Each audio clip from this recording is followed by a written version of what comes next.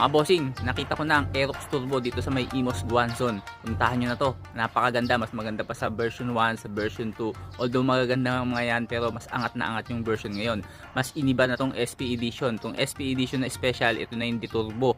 Kung merong NMAX Turbo, meron ding Aerox Turbo mga bossing. Nagkakahalaga to ng 165,900. Meron pa rin tayong mga standard version pero nagkakahalaga naman yan ng mga 125,900. Ito yung Dibola pa. So dalawang variant yan, yung turbo at Dibola. Itong D-Turbo ang gumagana na dito, electronic na po, kung tinatawag na YECBT, Yamaha Electronic CBT na po yan. Ito namang Dibola, ito pa rin yung conventional na gumagamit. So dalawang variant po yan mga bossing. Syempre ganun pa rin pinapatakbo ng 155cc engine, single cylinder, liquid cooled ang makina, 4 valves yan. Kayang sumipa ng mga around 15.4 horsepower. At syempre keyless na rin po yan mga bossing. Ang kagandahan dito, naka-disc brake na yung harapan, naka-disc brake din yung likod. Dati kasi drum brake lang eh. Tapos ABS na rin yung harapan nitong SP Edition.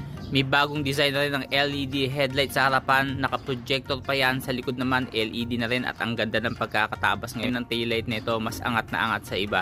Naka-telescopic sa harapan, naka-subtank naman sa likod, naka-dual shock yan mga boss. Naka-ABS na rin. Hayaan mo pagda-test ride natin, bigyan ko kayo ng ride experience dito sa motor na to.